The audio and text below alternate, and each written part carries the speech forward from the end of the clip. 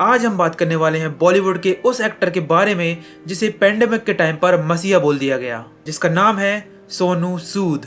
लेकिन सवाल यह है कि क्या वो रियल पर्सनैलिटी थी या केयरफुली प्लान्ड पीआर कैंपेन? क्योंकि जब हम पिछले सालों की कंट्रोवर्सीज और एलिगेशंस को देखते हैं तब एक अलग ही पिक्चर सामने आती है। एक ऐसी स्टोरी जहां पे पब्लिक इमेज और उनके एलिगेशन के बीच काफी बड़ा गैप देखने को मिलता है। सबसे पहले चलते हैं 2019 में, जब कोबरा पोस्ट ने एक स्टिंग ऑपरेशन किया और इस स्टिंग ऑपरेशन में एक अनकवर्ड जर्नलिस्ट ने सोनू सूद को अप्रोच किया एक पॉलिटिकल पार्टी का सोशल मीडिया रिप्रेजेंटेटिव बनकर। और यहाँ पर ऑफर सिंपल था, सोशल मीडिया पर उस पॉलिटिकल पार्टी के एजेंडा को प्रमोट करना था, लेकिन एक ऑर्गेनिक तरीके से, जैसे मानो ये कोई पेड प्रमोशन नहीं बल्कि सोनू सूद खुद ही इस प्रमोशन को करना चाह रहे हों। और रिपोर्ट्स के अकॉर्डिंग सोनू सूद ने ज्यादा कोई सवाल किए बिना इस डील के लिए इंटरेस्ट दिखाया। अब दिक्कत ये नहीं है कि वो पॉलिटिकल पार्टी का एजेंडा प्रमोट कर रहे हैं, दिक्कत ये है कि वो ऑर्गेनिक तरीके से उस पॉलिटिकल पार्टी का एजेंडा प्रमोट करना चाह रहे हैं, जैसे मानो उन्होंने पेड प्रमोशन नहीं किया हो। और इस प्रमोशन के लिए उन्हें 1.5 करोड़ ऑफर करे गए, पर सोनू सूद ने बार्गेन करके 2.5 करोड़ की डिमांड करी। और सिर्फ प्रमोशन ही नहीं, उन्होंने सजेस्ट भी करा कि किस तरीके से इस पोस्ट को और ज्यादा ऑर्गेनिक बना सकते हैं। लाइक फिटनेस या फिट इंडिया टाइप पोस्ट के साथ इसे और भी ज्यादा ऑर्गेनिक बनाया जा सकता है, जिससे कि उन्हें कोई भी एक्सपोज ना कर पाए और साथ ही साथ उनका काम भी हो जाए। और इस पूरी कॉन्वर्सेशन का सबसे ज्यादा कंट्रोवर्शियल पार्ट पेमेंट, जहां पर रिपोर्ट्स के अकॉर्डिंग सोनू सूद सजेस्ट करते हैं कि अगर पॉसिबल हो तो 100% वो कैश में पेमेंट रिसीव करना चाहते हैं, जिससे कि वो टैक्सेस को भी अवॉइड कर सकें। और साथ में उन्होंने ये भी बताया कि जब भी वो साउथ इंडस्ट्री में काम करते हैं तब उन्हें कैश में ही पेमेंट की जाती है। अब आते हैं 2020 के पैंडेमिक वाले टाइम पर, जहां पर सडनली सोनू सूद की इमेज कंप्लीटली चेंज हो गई, जहां पर उन्होंने वर्कर्स को घर पहुंचाने से लेकर मेडिकली भी लोगों की हेल्प की। एक तरीके से पैंडेमिक की हीरो या मसीहा ही बन गए। लेकिन यहीं पर कुछ क्रिटिक्स का ये भी कहना है कि उसी वक्त सोनू सूद की पीआर टीम ने काम करना स्टार्ट कर दिया। सितंबर 2020 में सोशल मीडिया पर एक पैटर्न नोटिस किया गया कि कई लोग ट्विटर पे ट्वीट करते और सोनू सूद को टैग करते हेल्प के लिए, एंड वहीं दूसरी ओर सोनू सूद उनको रिप्लाई करते एंड टेक्निकली उनकी हेल्प भी करते। लेकिन वियर्ड बात यह है कि वो ट्वीट और वो अकाउंट गायब हो जाते थे। क्रिटिक्स ने इस टाइम तक एलिगेशंस लगाने स्टार्ट कर दिए कि ये पीआर गेम का हिस्सा है, जहां पर ट्वीट्स को खरीदा जा रहा है और अपनी पर्सनैलिटी और अपनी इमेज को स्ट्रॉन्ग बनाने के लिए ये पीआर स्टंट कराया जा रहा है। जब इस बारे में सोनू सूद से डायरेक्टली पूछा गया तो सोनू सूद ने ये कहा कि लोगों की जब हेल्प कर दी जाती है तब वो ट्वीट डिलीट कर देते हैं। और इस स्टेटमेंट के बाद क्रिटिक्स का और ज्यादा स्ट्रॉन्ग ओपिनियन बन चुका था पीआर गेम को लेकर, जहां पर ट्वीट को ट्रेस करा जा सकता था। इसी वजह से सोनू सूद और उनकी पीआर टीम इन ट्वीट्स को डिलीट कर रही जा रही थी। और ये कंट्रोवर्सी यही खत्म नहीं होती। सितंबर 2021 इनकम टैक्स डिपार्टमेंट ने सोनू सूद की प्रॉपर्टी और उनके एसेट्स पर रेड की और इन्वेस्टिगेशन में अथॉरिटीज ने फाइनेंशियल इरेगुलरिटीज को क्लेम किया, जो रिपोर्टेडली 250 करोड़ से ज्यादा का था।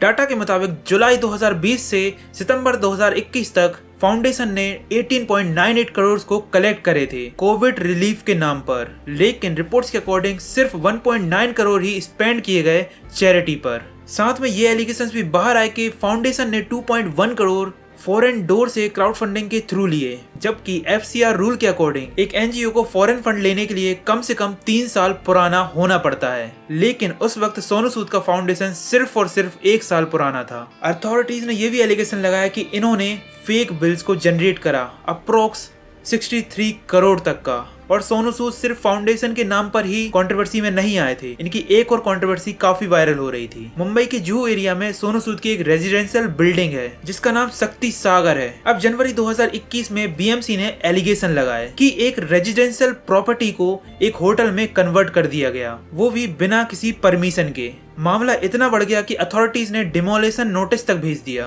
और साथ ही बिल्डिंग को रेजिडेंशियल बनाने के लिए 30 दिन का टाइम भी दिया गया। लेकिन सोनू सूद ने इस नोटिस को हाई कोर्ट में चैलेंज किया। कोर्ट ने जैसे ही उनकी अपील को कैंसिल करा तब उन्होंने बिल्डिंग को रिस्टोर करने का अश्योरेंस दिया।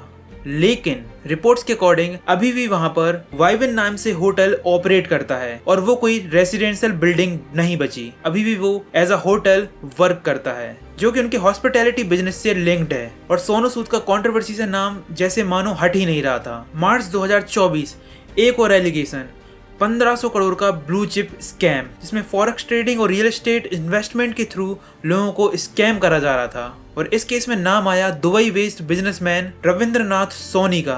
और बाद में पता चला कि सोनू सूद का इस केस के अंदर नाम लिंक्ड है। और जैसे ही ये चीजें मीडिया में बाहर आई तो सोनू सूद का फिर कहना था कि वो सिर्फ एक प्रमोटर हैं, उनके खुद इस चीज में पैसे डूब चुके हैं और इस प्रमोशन के दौरान उनकी पेमेंट भी पेंडिंग है। और इस कंट्रोवर्सी के बाद सोनू सूद का फिर नाम बाहर आता है फरवरी 2025 में, जब पंजाब के कोर्ट ने फ्रॉड केस में सोनू सूद को अरेस्ट वारंट तक भेज दिया। लेकिन बाद में कोर्ट ने उनके इस वारंट को क्लियर आउट कर दिया। लेकिन फिर वही सवाल सामने आता है कि जब भी कोई स्कैम, कोई फ्रॉड आता है, तब बार बार सोनू सूद का नाम क्यों बाहर आता है। और कुछ क्रिटिक्स का ये भी कहना है कि ये वही सोनू सूद है जो 2020 में लोगों का मसीहा बना घूम रहा था, लोगों की मदद कर रहा था, और अब हर साल कोई ना कोई स्कैम फ्रॉड में सोनू सूद का नाम बाहर आ जाता है। ये वही सोनू सूद है जो प्रमोट कर रहा था ऑर्गेनिक तरीके से एक पॉलिटिकल पार्टी को। ये वही सोनू सूद है जो प्रमोट कर रहा था 1500 करोड़ के स्कैम को। ये वही सोनू सूद है जो अपनी क्लीन इमेज बनाने के लिए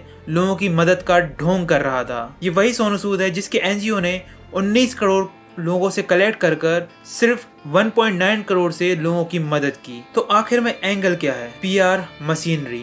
सोनू सूद के चाहे इंटरव्यूज हो, चाहे पॉडकास्ट हो, चाहे उनकी स्टोरीज हो, जहां पर वो ऑटो ड्राइवर से मिल रहे हैं, टैक्सी ड्राइवर से मिल रहे हैं या किसी भी रैंडम पर्सन से मिल रहे हैं एंड उसकी तारीफ कर रहे हैं, तो क्रिटिक्स इसे स्क्रिप्टेड नैरेटिव बोलते हैं। बेसिकली एक ऐसा सिनेरियो क्रिएट करना जो लोगों को तो ऑर्गेनिक लगे पर हो वो एक पीआर गेम का हिस्सा, जिससे कि वो अपनी इमेज को काफी क्लीन रख सकें, लोगों के बीच में अपनी वैल्यू बढ़ा सकें, साथ ही साथ अपने ये बिजनेस को और ज्यादा एक्सपेंड कर सकें। अब सच क्या है और एलिगेशन में कितनी रियलिटी है, एज अ ऑडियंस आपको ही डिसाइड करना है। हर फ्रॉड या स्कैम में सोनू सूद का नाम बाहर आ जाता है, जहां पर एक तरफ सोनू सूद एक हीरो है, एक मसीहा है जो लोगों की मदद करना चाहते हैं, और दूसरी तरफ सोनू सूद स्कैमिस्ट हैं, लोगों का फायदा उठाते हैं और पैसे के लिए फॉल्स एडवर्टाइजमेंट और प्रमोशन तक कर देते हैं। तो सीधी सी बात है, बॉलीवुड में जैसा लोग दिखते हैं वैसे रियल लाइफ में नहीं होते। उनके भी कुछ सीक्रेट होते हैं और उनकी भी कुछ एक अलग रियलिटी होती है। इस सब में आपका क्या ओपिनियन है मुझे कमेंट्स में जरूर बताना, और अगर आपको वीडियो अच्छी लगी है तो प्लीज लाइक करिए। तो मिलते हैं नेक्स्ट वीडियो में।